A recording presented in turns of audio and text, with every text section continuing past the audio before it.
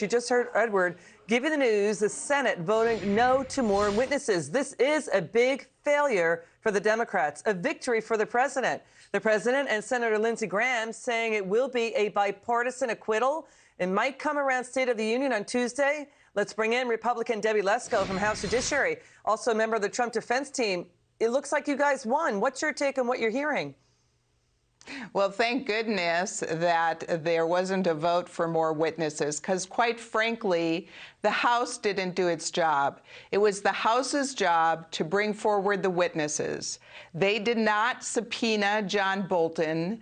They did not subpoena Mick Mulvaney or anybody else that they now say they need to hear from in the Senate. And so for them to then come around and say, oh, well, we chose not to do it in the House, but you guys in the Senate have to do it, is totally disingenuous and hypocritical. And I don't know why this is going to take days. I was hoping this was going to be done tonight or tomorrow morning. Quite frankly, I'm a little concerned that if this is pushed off for days, that the Democrats and their allies are going to come up with some new supposed leak from anonymous sources, and, you know, that will be all the talk. I mean, this thing isn't over till it's over. Yeah. If I was in charge, I would just say, hey, let's vote to acquit now. Interesting. You know, it's really interesting, too, to your point, both 2020 Democrat Senators Amy Klobuchar and Elizabeth Warren, their schedules, it looks like they are heading out of D.C., getting out of town to campaign events tomorrow in Iowa. You know, maybe subject to change, but the 2020 Democrats are showing it's over. Yeah, well, you know, this is over, but like I said, I'm not really understanding why they are not just voting on this tonight or tomorrow morning. I mean, I know that the Democrats can do tons of motions to belabor this, but then, quite frankly, it would be the Democrats' fault if they were not letting their own Democrat senators go campaign in Iowa. So, you know, obviously there's something that's going on that you and I don't have the inside scoop on, because I was hoping this was all going to be over tonight or tomorrow. Now, quite frankly, it would not surprise me at all if once President Trump is acquitted, that the House starts this all over again. You know, this would not shock me at all. You know, critics are really blasting at Lisa Murkowski and Lamar Alexander and the Republican senators.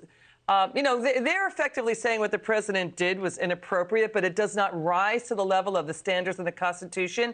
You cannot allow an incomplete, rushed case to remove a president 10 months before voters get to decide. The polls have always shown about half the country say no to removing the president.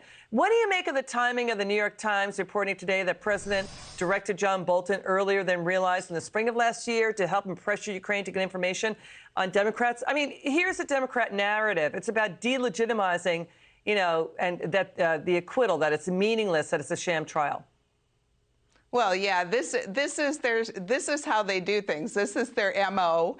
They did this in the Kavanaugh hearing. It was, as people say, drip, drip, drip, new anonymous sources, new blockbuster things. And the problem is that most of the media just like buys into this stuff. They don't even question the timing of it. It's just really, really frustrating. I can't wait till President Trump is acquitted. I mean, the American public and the people here in Arizona are sick of this.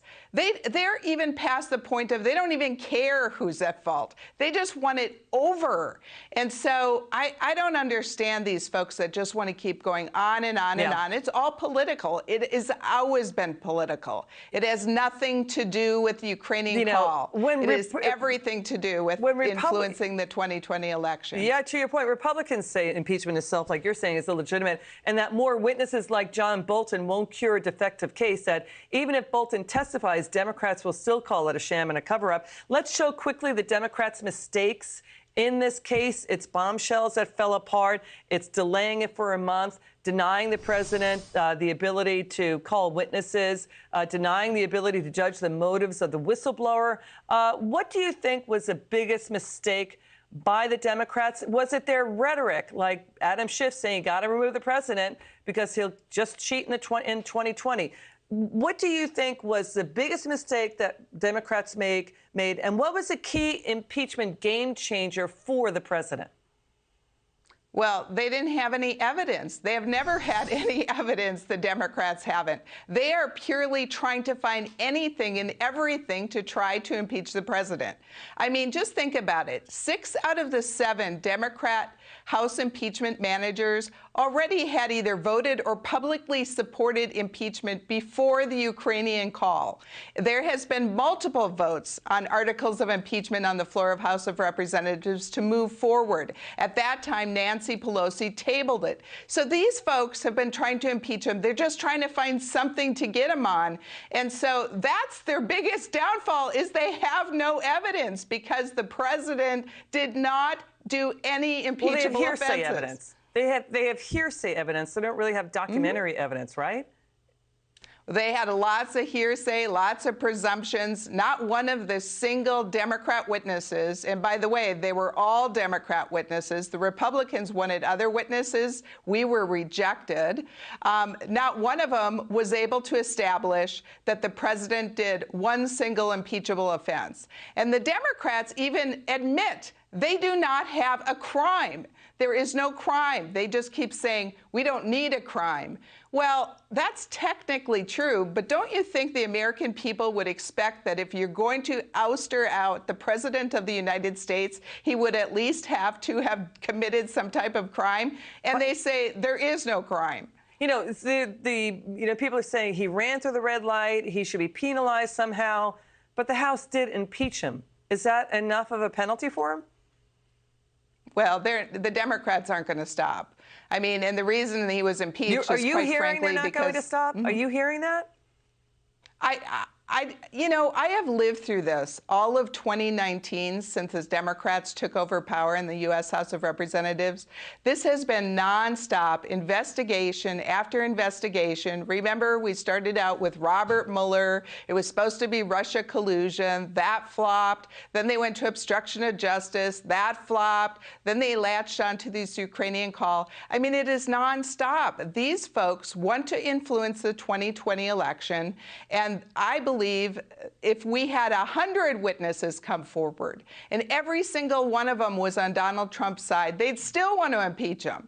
And so this is just political. This is all this is. And I agree with President Trump. It's a witch hunt. It's a political hit job.